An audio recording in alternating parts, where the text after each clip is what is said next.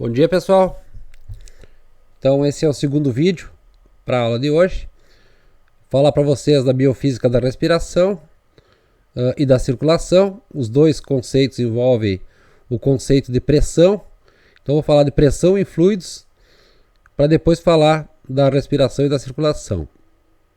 E por último, alguns tópicos associados com fluidos, como a capilaridade e a tensão superficial. Bom, o que é um fluido? Fluido é toda matéria que pode escoar. Então aqui está envolvendo os líquidos e os gases. Dois fluidos são muito importantes para a vida animal e vida vegetal, que é o caso do ar, que é um gás, e a água, que é um líquido. Então o ar, que é importante por causa do oxigênio, ele contém 80% de nitrogênio e 20% só de oxigênio. E o organismo, para realizar suas atividades vitais, precisa do oxigênio. Então aproveita esses 20% que tem no ar. E a água também é importante nos organismos, papel vital. Se não tiver água, os animais não sobrevivem. Se a gente pensar no ser humano, um indivíduo com 70 quilogramas de massa, a quantidade total de água no seu interior é da ordem de 40 litros. Ou seja, 57% da sua massa corporal é água. Se fôssemos pensar num nível ainda celular, então um nível menor ainda de tamanho, 63% dessa água, dos 40 litros, estão dentro das células, na parte intracelular, e 37% desses 40 litros estão na parte de fora da célula.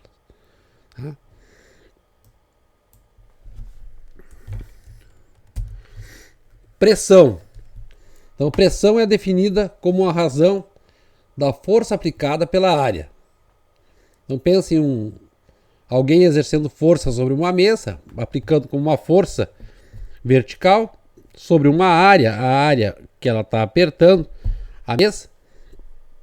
Dividindo a força por essa área, nós temos a pressão. Então, como é que a gente pode definir pressão atmosférica? A pressão do ar sobre uma área. Qual área? Normalmente a gente pensa a área de 1 metro quadrado, mas dá para pensar o peso do ar, então as partículas do ar que estão sobre a cabeça, sobre toda a extremidade do corpo de uma pessoa, dividido pela área do corpo. Isso vai dar, em nível do mar, esse valor aqui, 1 atm, uma atmosfera, ou 1,013 vezes 10⁵ pascais. Então, quando falar em pressão atmosférica, em nível do mar, vai ser dado por esse valor aqui. Essa pressão do ar diminui com a altitude. Então, se a gente vai subir uma montanha, a densidade do ar diminui, então vai ter menos camada de ar acima do corpo e mais camada de ar abaixo do corpo. Então, essa pressão vai diminuindo quando a gente vai subindo uma montanha. Dá para fazer uma análise da pressão atmosférica, pensando a densidade do ar ρ0 e uma altura em relação ao nível do mar sendo Z. Essa pressão vai ser dada por um comportamento exponencial, como esse apresentado aqui, um exponencial decrescente. Quanto maior é a altura, maior é a altitude em relação ao nível do mar, maior o Z, menor vai ser a pressão. E esse P0 que aparece aqui é a pressão em nível do mar.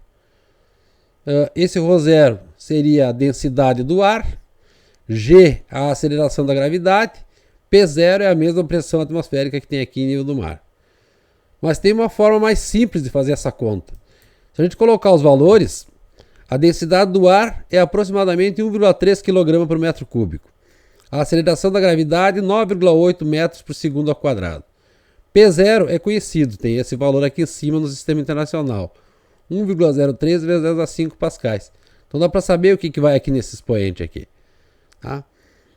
Fazendo essa conta, ou melhor, passando o ρ0 aqui para o denominador e o G para o denominador, fazendo P0 dividido por ρ0 vezes G, isso vai dar aproximadamente 8 km.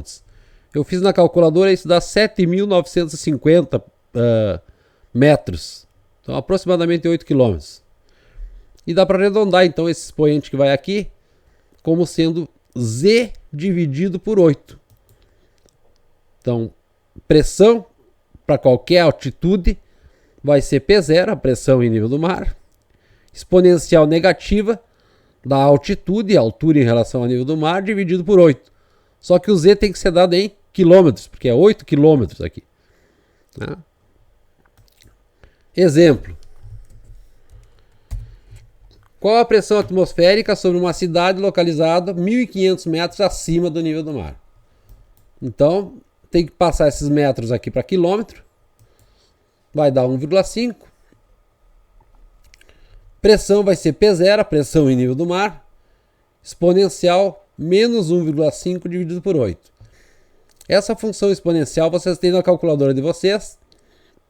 Normalmente ela está em cima do botão que está escrito LN, que é o logaritmo natural. Então aparece E elevado na X. E aí vocês colocam o expoente com o sinal de menos, colocam o valor de P0. Ele pode ser 1 atm ou pode ser 1,013 vezes 10 na 5 pascais.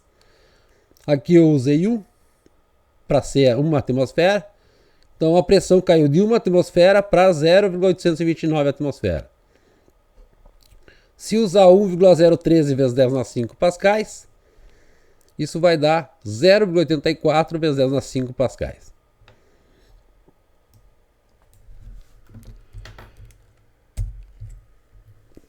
Tem uma proposta de alguns exercícios, então, para vocês treinarem. Pressão no topo do Pico Everest, 8.040 metros de altitude. Isso na época que foi retirado o exercício, porque a camada de gelo do Pico do Everest vai diminuindo, algumas vezes vai aumentando. Então, um valor médio aí numa situação. Pressão sobre um avião a 15.000 metros de altitude. Pressão no topo de uma montanha, 250 metros. Pressão numa montanha de 800 metros.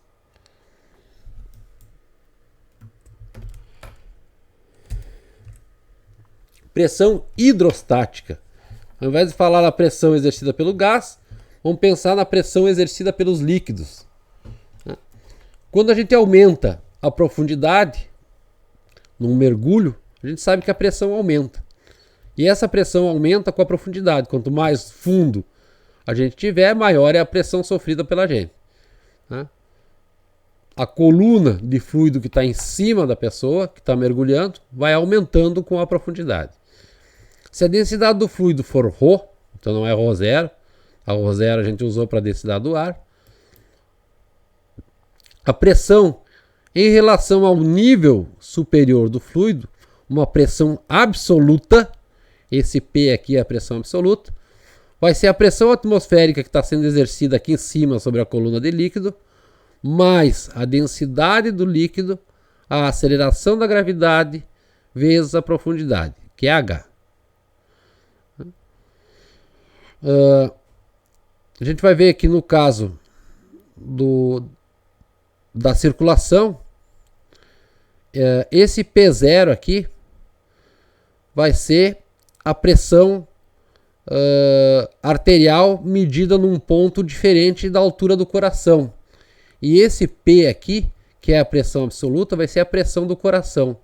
Então vai passar esse termo para o outro lado da igualdade, vai ficar pressão arterial, vai ser a pressão do coração menos ρGH. Bom, aqui o P, pressão absoluta, P0, a pressão atmosférica, essa pressão que está aqui em cima da coluna de líquido, G é a aceleração da gravidade. Esse último termo que aparece aqui, ρGH, é conhecido como pressão manométrica, quando não tem essa pressão atmosférica sendo exercida aqui no tubo. Então, como se tivesse vácuo aqui em cima, um tubo fechado que foi emborcado para baixo e aí formou vácuo. Aí a pressão atmosférica aqui seria zero. Mas quando o fluido está aberto, para o ar, sempre vai estar exercendo aqui em cima dessa coluna de líquido uma pressão atmosférica que vai ser P0.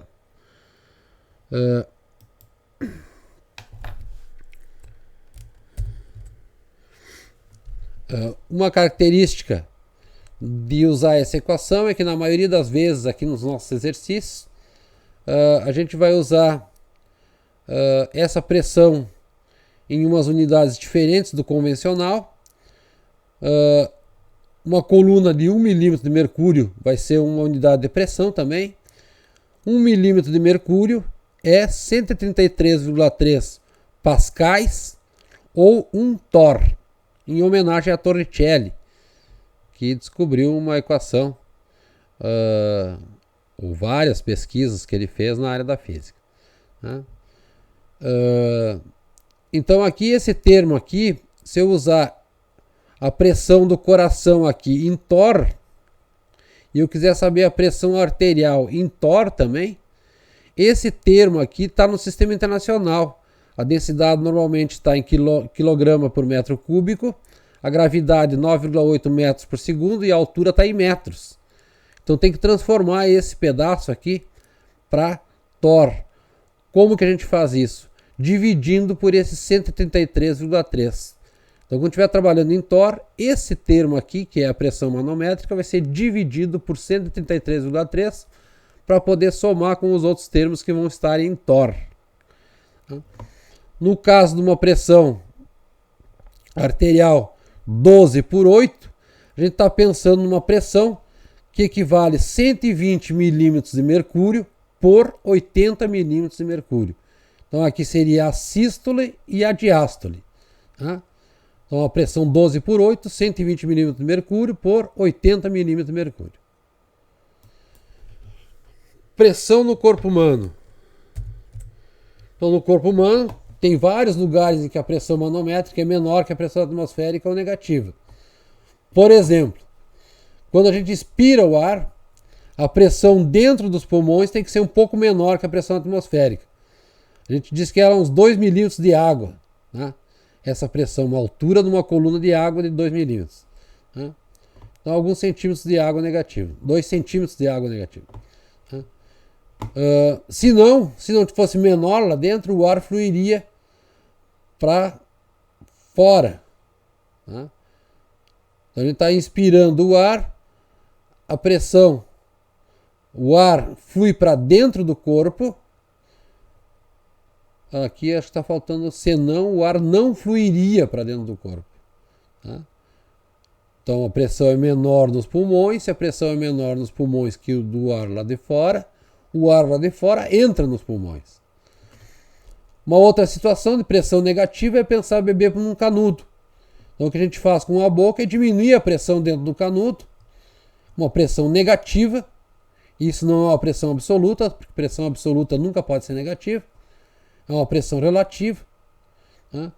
Essa pressão negativa dentro do canudo faz com que o fluido, o líquido que está lá no copo que a gente está tomando por canudinho, essa pressão faz com que o líquido suba pelo canudo e entre até a boca. Né?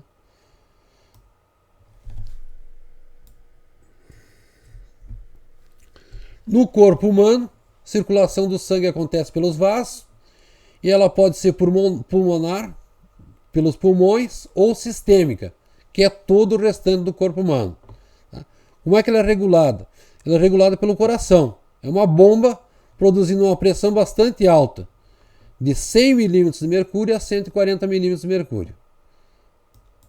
Então uma representação esquemática do coração seria imaginar os dois átrios. Então o coração tem 2 reservatórios, o átrio direito e o átrio esquerdo, e 2 bombas e 4 válvulas, tá?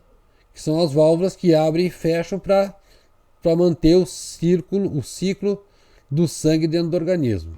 Tá? Durante a contração, então, que é a sístole, a pressão que sai desse ventrículo esquerdo aqui é 120 milímetros. Então, na sístole, a pressão quando ela está fechada. Tá? E depois, na hora de relaxar, então quando está abrindo a válvula aqui. A pressão de 120 é quando o ventrículo pressionou aqui o sangue para ele sair para cá, ele sai com 120 milímetros. E depois, quando ele está relaxando, o ventrículo está voltando, esse êmbolo está voltando aqui para fora, é 80 milímetros de mercúrio. Bom, ele vai para a circulação sistêmica. Então, circulação sistêmica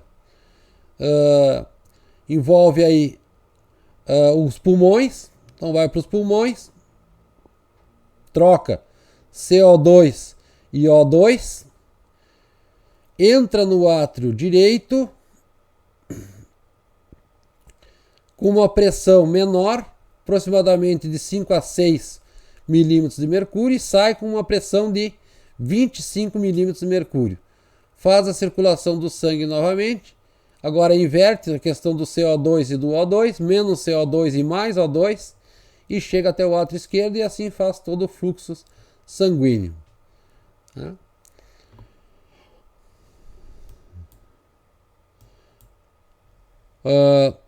Uma maneira de mostrar a questão da medida da pressão em um corpo humano, aqui tem uma tabela, mas eu já vou ensinar como é que a gente faz o cálculo desses valores aqui. É imaginar uma pressão absoluta no coração de 100 milímetros de mercúrio e a pressão arterial, que vai ser medida, por exemplo, na cabeça da pessoa, ou aqui pelo meio do quadril, ou lá nos pés da pessoa, pensando numa coluna de sangue que está estruturada dentro do organismo.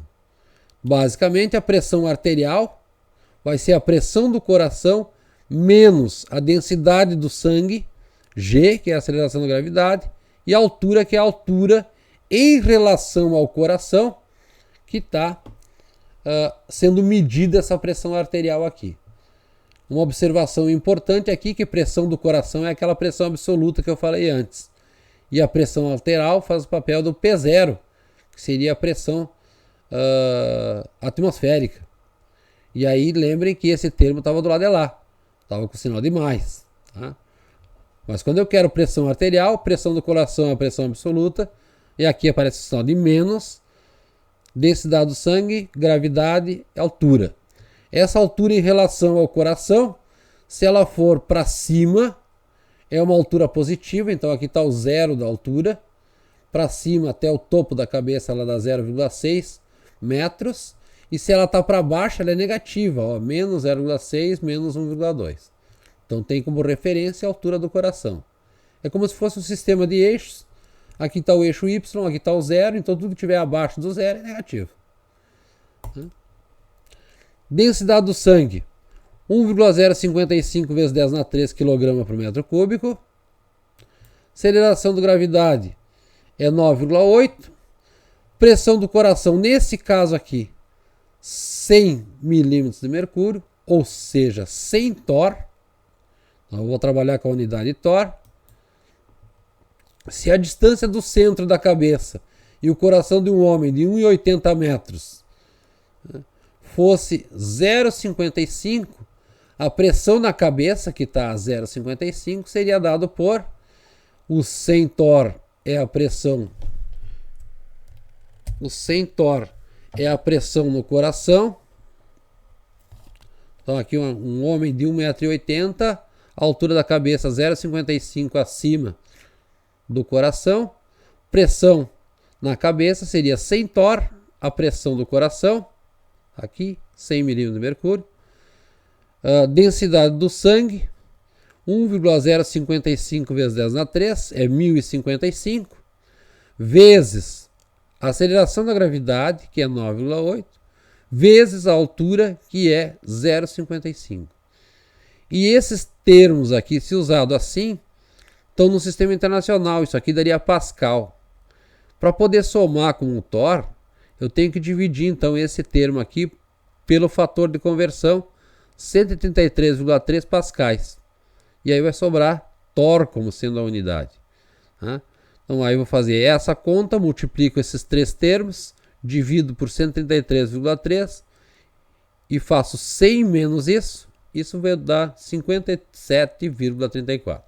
Vocês testem em casa com a calculadora de vocês para ver se vai dar certo esse resultado aqui, tá, pessoal? Tem exercícios depois propostos para fazer cálculos associando a pressão arterial à pressão do coração. Bom, então um ponto importante aqui é o seguinte: quando a gente vai fazer uma medida da pressão arterial de uma pessoa, é solicitado que colocasse o braço sobre uma mesa, relaxar o braço, normalmente o braço esquerdo, que está próximo ao coração, e é colocado aquele medidor no braço, mais ou menos na altura do coração, porque a ideia é medir a pressão na sístole e na diástole. Se a pessoa tivesse colocado aquele medidor no pulso da mão, ia dar uma diferença de altura em relação ao coração. E a pressão que estaria sendo medida já não é mais a pressão correta. E se fosse medir no tornozelo, seria pior ainda. Tá? Ou se a pessoa tivesse com a mão esticada ou com a mão solta assim, até a cintura, ia dar uma diferença de pressão que não é interessante. Então, o medidor a gente coloca sempre próximo à altura do coração. Então, põe no braço, mas o braço está próximo à altura do coração para dar uma medida correta da pressão arterial. Como que usar, então, a equação da pressão arterial? Então, a pressão arterial vai ser a pressão do coração menos ρS/GH. Usa a densidade do sangue aqui em cima, 1055. Pressão do coração, 100 milímetros de mercúrio, 100 torr. E aí tem que cuidar a questão do que a linha de referência é o coração. Então a gente está tendo uma pressão absoluta no coração. Se vão medir uma pressão acima do coração, o H é positivo. Se estiver medindo abaixo do coração, esse H é negativo. E por questão de trabalhar com as mesmas unidades, se a pressão do coração estiver em torr, eu tenho que converter esse produto aqui, ou seja, dividir por 133,3 para poder dar esse resultado aqui em torr e poder ser somado ou subtraído com esse termo aqui. Tá bem? Exemplo. Nas girafas, os valores da pressão sistólica e diastólica assumem valores dentro dos intervalos 200 torr, a sistólica, maior que 200, menor que 300. E a diastólica, maior que 100, menor que 170. Para uma girafa cujo centro de massa da cabeça encontra-se 2,5 metros acima do coração, se a pressão na cabeça for 59,6, qual a pressão exercida pelo coração da girafa? Então, P na cabeça é o P do coração menos ρS/GH. Pressão do coração é o que ele está me pedindo. E a pressão na cabeça foi o que ele me deu aqui, o valor, 59,6. Então, eu vou passar esse termo aqui para o lado de lá e vou ficar com P do coração, é o P na cabeça, mais o ρS/GH.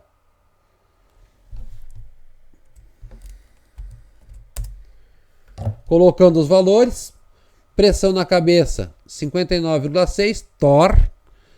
Densidade do sangue da girafa e do ser humano é aproximadamente o mesmo, 1055, pelo menos numa boa aproximação, 1055 kg por metro cúbico. Aceleração da gravidade, altura, mais 2,5, porque está acima do coração. Tá? 2,5 metros acima do coração. E aqui a conversão de unidade para torr. Tem que dividir toda essa multiplicação aqui por 133,3. Ou seja, pressão no coração, faz essa multiplicação aqui, divide pelo 133,3, soma com 59,6, 253,5 torr. Uma pressão altíssima, comparada com a do ser humano, que é da ordem de 100 torr. Alguns exercícios para vocês fazerem. Então, a questão do plasma. Então, a bolsa de plasma que está sendo colocado numa pessoa no hospital. Né? Como não tem bomba bombeando sangue na bolsa de sangue para chegar até a veia, tem aqui para calcular com uma altura de 1,65 metros acima do braço do paciente, qual a pressão do plasma ao entrar na veia em Thor. Se a pressão sanguínea na veia é 12 milímetros de mercúrio, qual a altura mínima deve estar a superfície inferior do plasma para fluir dentro da veia?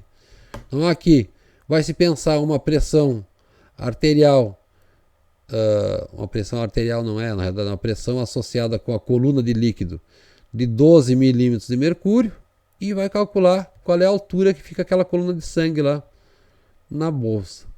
E no primeiro caso é para calcular a pressão com simplesmente ρGH, onde o ρ é a densidade do plasma, que é o mesmo, 1055 kg por metro cúbico, e vai usar aqui a pressão do coração como sendo zero, não tem bomba nenhuma. Tá? No outro exercício, exercício número 6, a pressão exercida pelo coração de uma girafa é de aproximadamente 250 torres, então o cálculo foi feito no exemplo anterior. Qual a pressão na perna da girafa num ponto de 80 centímetros abaixo do coração? Então, quando está abaixo, aquela altura que aparece lá é negativa.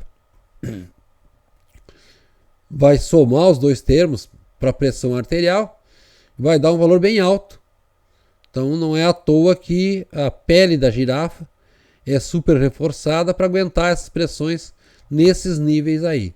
Então já só o coração é 250 torr, imagine qual é a pressão lá na parte de baixo, na perna da girafa, a 80 centímetros abaixo do coração. Ou ainda no pescoço da girafa, 1,5 metro acima do coração.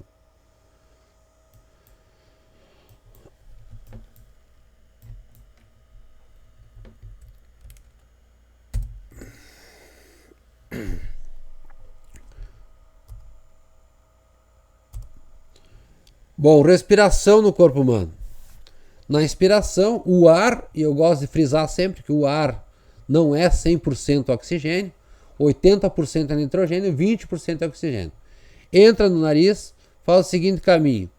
Vai pela boca, traqueia, brônquios, bronquíolos, alvéolos. Esses alvéolos têm aproximadamente 0,2 milímetros de diâmetro e na expiração ele faz o caminho contrário. Tá? E ainda ele já absorveu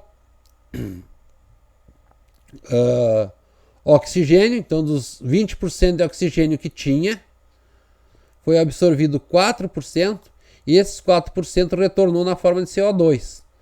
Tá? E ainda vai liberar os 80% de nitrogênio. Então entra nitrogênio também, mas só aproveita o oxigênio. Tá? 4% e libera 4% de CO2. Tá? E faz o mesmo caminho em sentido inverso. Na inspiração, a gente aumenta o volume da cavidade torácica, então o pulmão enche de ar, ele aumenta o volume, e se ele aumenta o volume, ele diminui pressão no seu interior. Se diminui pressão, o ar entra para dentro até chegar nos alvéolos e lá ser aproveitado para função vital do ser humano. Tá? Na expiração,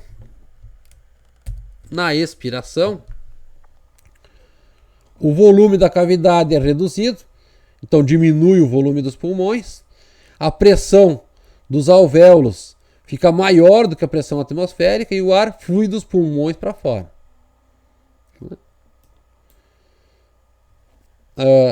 No caso dos fluidos, tem dois tópicos que eu gostaria de apresentar para vocês.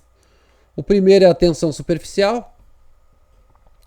Então, se a gente pensar num líquido, as moléculas estão se atraindo, e se atraindo tanto que fazem ele se escoar sem perder o estado de líquido. Tá? E ela é suficiente para manter o fluido no estado condensado, exibindo uma superfície. Como é o caso, por exemplo, da água. Então coloca a água dentro de um copo, aparece uma superfície plana. Se a gente misturar com a água com sabão, ela aparece uma superfície na forma de uma bolha quando a gente sopra a água e o sabão. Então, o formato de uma superfície é a superfície de uma esfera. Tá? Então essa superfície que está associada com o líquido tem uma tensão superficial que faz com que as partículas fiquem presas, como se fossem entrelaçadas. Aqui uma molécula, aqui outra molécula, entrelaçadas, uma atraindo a outra, e formam como se fosse uma cama elástica. Então ele pode, por exemplo, suportar o peso de um inseto aqui em cima, que essa tensão é suficiente para segurar o inseto na superfície da água. Bom, a gente mede essa tensão superficial por esse fator gama aqui. No caso da água a 0 graus, tem esse valor aqui, é adimensional, 0,0756. O mercúrio a 20 graus é 0,0465 e a do sangue a 37 graus é 0,0580. A fração do peso num corpo que é suportado numa depressão, então uma depressão como se fosse o corpo que foi apoiado aqui em cima abriu um certo sulco, uma depressão. Essa depressão tem uma certa profundidade, um certo raio, e o peso que é suportado nessa depressão é dado por 2π vezes o raio dessa depressão, gama, que é a tensão superficial, cosseno do ângulo, que vai ser o ângulo de contato da água com a superfície.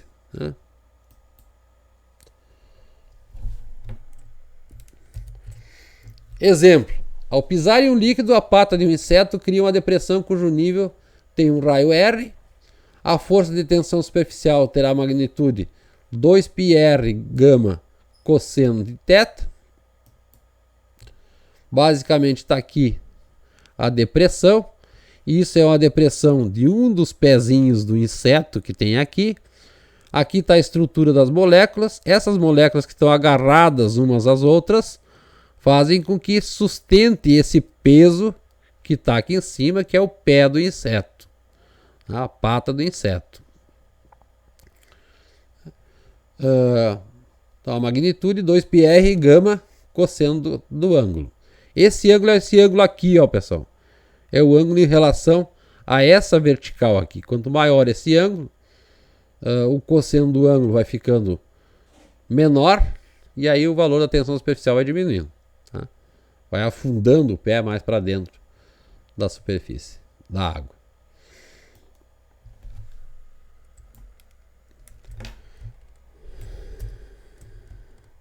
Aqui, ó, pessoal. Então aqui está o pé do inseto. Está afundando um sulco na superfície da água. As moléculas estão agarradas umas às outras, estão sustentando esse pé, essa pata do inseto aqui. Exemplo: estime a força de tensão superficial que será exercida sobre seus pés para que possa ficar em pé sobre a água, causando uma depressão de 15 centímetros. Então está aqui a tensão superficial da água, 0,0728 às 20 graus. 2π vezes o raio, é o raio da depressão, 15 centímetros. O π 3,1415. 15 centímetros no sistema internacional 0,15. O gama 0,0728. Para aproximar, a gente vai usar o ângulo aqui de 0 graus, como se o pé da pessoa não criasse uma depressão tão profunda, embora aqui dê uma depressão de 15 centímetros. Então aqui faz a multiplicação, isso vai dar 0,0686 newtons. Um exercício, esse exercício está resolvido no livro, para quem tiver acesso ao livro vai estar lá a resolução. Em pé sobre a água, tem 6 patas, a água de uma lagoa. Uma pata produz na água uma depressão de 2 milímetros de raio, então tem que passar para o sistema internacional. Aqui foi usado 15 centímetros em metros. 2 milímetros vai dar 0,002 metros. O ângulo de 40 graus, então vai ter que calcular aqui o cosseno, em vez de 0 graus, cosseno de 40 graus. Qual a tensão que a depressão está suportando em uma pata? Então vai usar a mesma conta que tem aqui com os dados. O gama para a água, a gente vai usar o mesmo valor, 0,0728. Vai calcular a tração para uma pata e depois pede para achar a massa do inseto. Então, como a tensão superficial, a tração superficial, a tensão superficial, que é o T gama, foi calculado para uma pata, tem que multiplicar essa tensão por 6 para dar a tensão que suportou o inseto. Essa tensão é igual ao peso do inseto, que é massa vezes gravidade. Então dá para achar a massa do inseto. Gravidade 9,8 metros por segundo ao quadrado. Então um exercício para vocês fazerem, o 7º exercício para a aula de hoje. Capilaridade é um outro fenômeno associado com fluidos. O efeito, por causa da tensão superficial de um líquido, é a capacidade que ele tem para subir ou descer dentro de um tubo de diâmetro pequeno. Tá?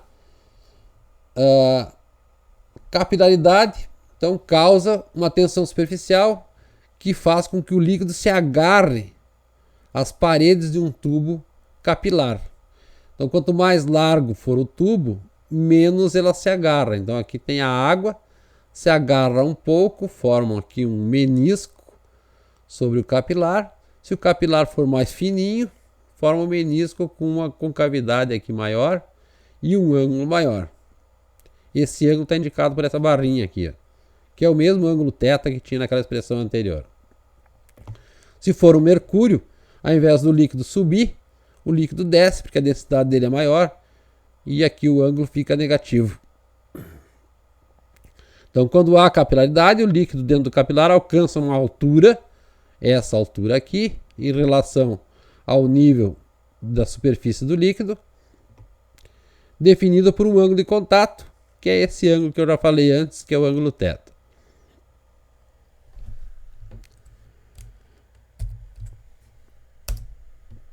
Então aqui basicamente um desenho, a gente vai chamar de R0 o raio desse menisco aqui em cima. O líquido que sobe no tubo fica sujeito a uma pressão, 2 vezes a tensão superficial dividido por R0. R0 é esse raio aqui. Então a pressão de Laplace. Como ele sobe até uma altura H, essa pressão também é ρgH, que é a pressão manométrica dessa coluna de líquido que subiu aqui. Comparando as duas igualdades, dá para escrever. E aqui, fazendo a decomposição do R na direção da superfície do líquido, R0 cosseno do ângulo, esse R que tem aqui, na direção da superfície do líquido, que está aqui embaixo. A altura com que o líquido sobe, essa altura aqui, vai ser 2 gama dividido por ρ, esse ρ passa dividindo, o G passa dividindo, o G está aqui, R0 que aparece aqui é R dividido por cosseno do ângulo. Então o cosseno vai aparecer lá em cima e o R vai aparecer aqui embaixo. Onde o R seria então o diâmetro do tubo capilar, melhor, o raio, metade do diâmetro do tubo capilar. Exemplo.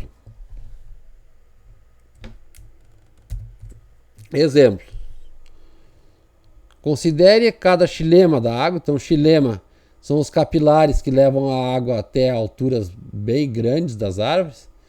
Uma árvore de 100 metros de altura tem um diâmetro médio de 0,1 milímetro. Então, os xilemas são os capilarizinhos. Admitindo que a tensão superficial seja a única responsável pelo transporte da seiva. Densidade da água 1000 kg por metro cúbico. Transporte da seiva até as folhas. Qual deve ser o valor do coeficiente de tensão superficial da seiva? Então,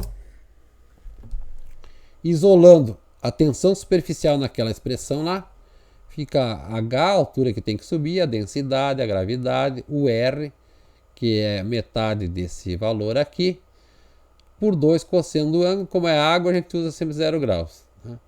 Então, 100 metros de altura, 1000 kg por metro cúbico de densidade da água, gravidade 9,8, metade desse diâmetro aqui é o raio, 0,0005 metros, 2 cosseno de 0 graus, isso vai dar 24,5 newtons. Então, esse é o exemplo da página 202 do livro do Duran.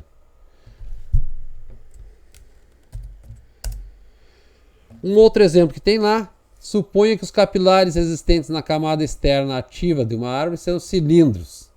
Então são cilindros em que a elevação da seiva, tensão superficial 0,05 Nm, deve-se exclusivamente à capilaridade com ângulo de contato de 45 graus. Qual seria o raio máximo dos capilares de uma árvore com 20 metros de altura? Então, dá para fazer a conta, é só isolar o R nessa expressão. O 2 cosseno passa multiplicando aquilo lá, 2 gama cosseno, dividido por H, ρ, que é a densidade, G. Então, ρGH. Então, o gama 0,05, cosseno de 45 graus, o ângulo de contato, densidade 1000, é a água que vai levar até lá em cima, seiva aproximadamente a densidade da água, G 9,8, altura da árvore 20, isso vai dar 3,6 vezes 10 a menos 7 metros. Dá para deslocar a vírgula tentando chegar num expoente 10 a menos 3 para formar o milímetro. Então, se eu deslocar a vírgula 3 casas, ou melhor, pegar 10 na menos 3 aqui, vai sobrar 10 na menos 4. Então, quando eu escrevo milímetro, eu peguei 10 na menos 3 desse expoente, sobrou 10 na menos 4. Ficaria 3,6 vezes 10 na menos 4 milímetros. 3,6 vezes 10 na menos 4, eu posso passar a vírgula para cá, aumenta um expoente, vai ficar 0,36 vezes 10 na menos 3 milímetros. Tá bem pequenininho o raio de cada capilar desse. Tá bem, pessoal? Então, assim, são conceitos bastante complicados até da gente perceber como que funciona a circulação, a respiração e os próprios fluidos, mas são conceitos que estão apresentados lá no livro. Então, para não deixar de fora, quando a gente fala de fluidos e a biofísica associados com esses fluidos, tem que falar para vocês. Então, tem 7 exercícios aí disponíveis nos slides. Vou dar aquele prazo básico para vocês. Deixo o fórum aberto, tentem fazer até amanhã à noite, vai fechar o fórum. Mas se não conseguirem, pode mandar por e-mail. Tá bem? Um abraço, obrigado pela atenção.